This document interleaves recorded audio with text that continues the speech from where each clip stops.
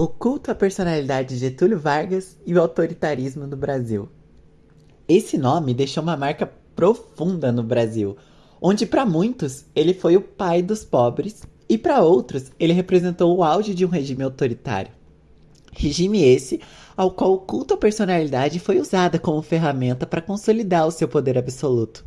A imagem de Vargas, ela foi cuidadosamente construída e manipulada para fortalecer um governo centralizador e o seu autoritarismo se entrelaçou com o populismo de um líder carismático, criando um legado complexo e controverso. Mas, adicionando um pouquinho de contexto histórico, na década de 1920, a insatisfação com a política café com leite cresceu, junto com o avanço do tenentismo e a organização dos trabalhadores. A crise do café, que foi agravada pela crise de 29, enfraqueceu os cafeicultores, e em 1930 houve uma disputa de sucessão entre os cafeicultores paulistas e mineiros, com Washington Luiz preferindo apoiar o Júlio Prestes, o que gerou uma frustração. E a Aliança Liberal, formada por políticos de vários estados, lançou Getúlio Vargas como candidato, propondo reformas políticas. E mesmo com a vitória de Prestes nas eleições, que teve indícios de fraude, e o assassinato de João Pessoa, tudo isso gerou revolta. E em 1930 começou um levante que depois Washington Luiz e Getúlio Vargas assumiu o governo provisório. E com isso, começava a formação de um novo Brasil. Um Brasil que enfrentaria o culto à personalidade de Vargas. Mas afinal, o que era isso?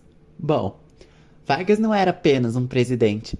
Ele se tornou um mito. A sua imagem tinha sido cuidadosamente criada para representar a estabilidade e o progresso.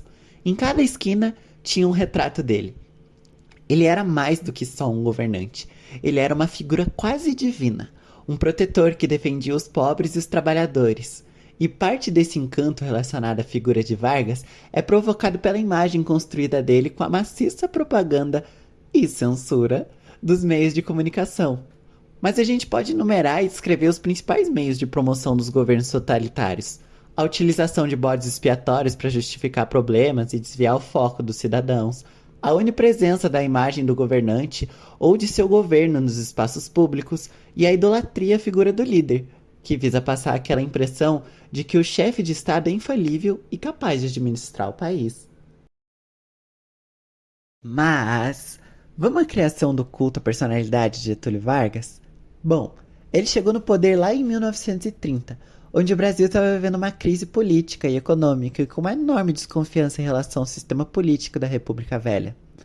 Aí, esse governo novo, que era inicialmente provisório, teve que legitimar a autoridade do Getulhão diante de uma sociedade que estava acostumada ao poder das oligarquias estaduais. E para isso, o Vargas e seus aliados usaram de algumas estratégias para criar uma imagem de força e liderança nacional, sendo uma delas o DIP, o Departamento de Imprensa e Propaganda, que foi criado na época e era o aparelho de publicidade da era Vargas, que referia o Getulhão como o pai dos pobres.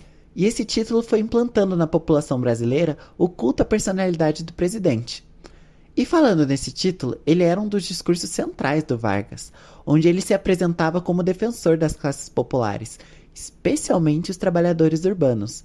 E isso se consolidou com o estabelecimento das primeiras leis trabalhistas, como a CLT. E junto disso, teve a exaltação do nacionalismo, onde nos seus discursos o Vargas exaltava o nacionalismo e a identidade brasileira. Ele usava a ideia de um Brasil unido e forte para legitimar o seu governo, muitas vezes associando-se a elementos de sua própria trajetória pessoal, como o fato de que ele era gaúcho e era militar, elementos que aproximavam seu nome da ideia de luta de pátria. E essa luta pela pátria, ela tinha símbolos e imagens, e vamos se aprofundar um pouquinho nisso, começando pelo Getulhão, e a sua figura que era retratada de diversas maneiras, sendo a sua imagem usada para gerar aquela identificação com o povo durante o tempinho do Estado Novo. E ela era frequentemente mostrada em pose de poder, com aquela postura autoritária e ao lado de símbolos nacionais como a bandeira do Brasil, o brasão e outras representações da Força Nacional. E falando em bandeira, vamos falar da bandeira do Vargas? Que era uma das formas mais marcantes de simbolizar o seu governo, era um símbolo nacional que refletia o caráter do regime do Vargas. A bandeira possuía uma inscrição, aquela Ordem e Progresso, que se alinhava ao lema republicano e estava fortemente ligada àquela ideia de uma nação organizada e próspera, próspera justamente pela juventude brasileira varguista, onde era obrigatório para os estudantes de 7 a 18 anos em escolas oficiais e eles tinham a missão de ensinar noções de defesa nacional. A organização era frequentemente associada ao fascismo, devido ao seu caráter disciplinador e autoritário. E esse movimento se alinha muito ao culto à personalidade de Vargas, que estava buscando envolver os jovens na promoção da sua imagem e apoio ao regime.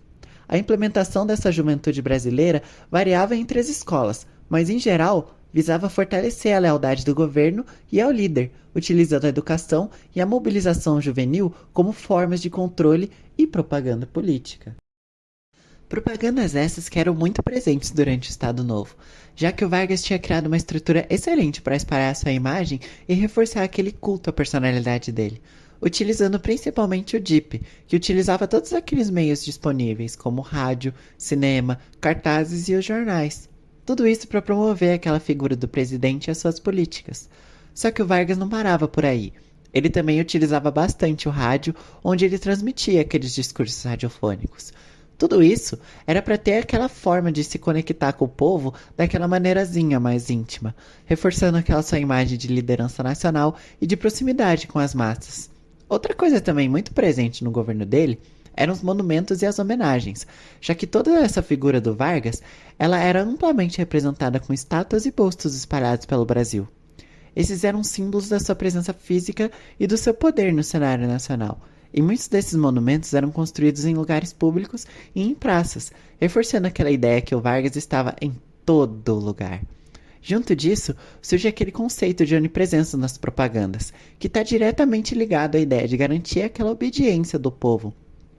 Já que à medida que o culto à personalidade de Vargas crescia, o seu autoritarismo também se intensificava. Temos que lembrar que o Estado Novo não foi só um período de adulação de um líder, mas também de repressão severa contra qualquer oposição. A censura, a imprensa e a perseguição a opositores políticos eram praticamente uma rotina. O regime se transformou em uma verdadeira máquina do controle social. E o autoritarismo de Vargas não se resumia apenas à repressão. Ele também soube manipular as massas por meio de propaganda, criando a imagem de um líder infalível que parecia saber exatamente o que o povo precisava, enquanto calava qualquer voz contrária. E esses gestos simbólicos, eles tinham o objetivo de passar a ideia de um governo poderoso e imponente, capaz de guiar uma nação com a mão firme, e nos eventos em que o culto à personalidade se fazia mais presente, a exposição do presidente tinha o intuito de aumentar sua popularidade, posicionando como o guia do povo.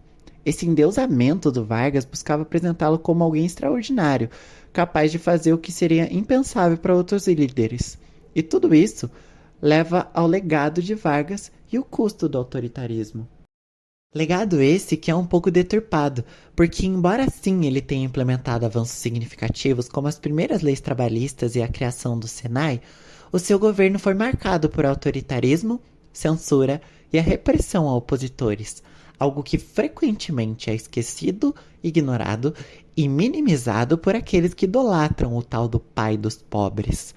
Pai dos pobres esse que usava o seu carisma e a criação da sua imagem benevolente para esconder aquelas suas praticazinhas autoritárias que limitavam a liberdade de expressão e o pluralismo político. Então, quando a gente olha para o Vargas, é crucial a gente reconhecer que não apenas os aspectos positivos do seu governo existem, mas também os custos sociais e políticos do autoritarismo que ele impôs. A sua figura permanece reverenciada por muitos, só que essa reverência muitas vezes omite ou até subestima as dimensões autoritárias do seu regime. O culto à sua personalidade não se deve ser visto apenas como um símbolo de estabilidade, mas também como uma advertência sobre como a manipulação da imagem pode servir para mascarar a repressão e a falta de liberdade de um regime. Tudo isso vem de desafios contemporâneos, até porque o culto à personalidade não é algo do passado. Nos dias de hoje, líderes ao redor do mundo, incluindo aqui no Brasil, continuam a usar estratégias de propaganda para moldar suas imagens públicas de maneira semelhante à do Vargas. A grande questão que se coloca é: até que ponto a história de Vargas pode nos alertar sobre os perigos de ceder ao autoritarismo disfarçado de um líder do povo? O Brasil ainda se debate entre os ideais democráticos e as ameaças constantes de autoritarismo que advêm do surgimento de figuras que sabem explorar o sentimento popular. O Vargas, na sua época, usou sua imagem cuidadosamente construída para se tornar indispensável aos olhos da população. Só que esse processo também escondeu práticas autoritárias que sufocavam qualquer tipo de oposição. Ele nos deixou uma lição fundamental.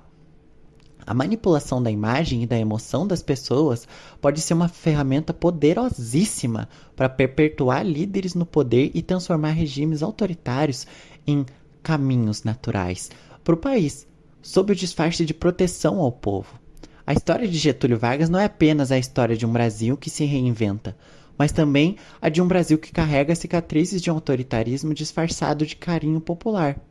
Hoje, ao refletirmos sobre o culto à personalidade, devemos ter em mente que a construção de ícones políticos pode ser, sim, uma estratégia de poder extremamente eficaz, mas também um reflexo das tensões políticas e sociais de cada época. No Brasil contemporâneo, vemos ecos dessa mesma estratégia em que o culto ao líder se mistura com a polarização e a manipulação das massas, criando uma linha tênue entre liderança popular e autoritarismo disfarçado. É um alerta sobre como o culto à figura de um líder pode ser uma ferramenta tanto de coesão quanto de controle, colocando em risco os princípios democráticos que tanto tentamos preservar.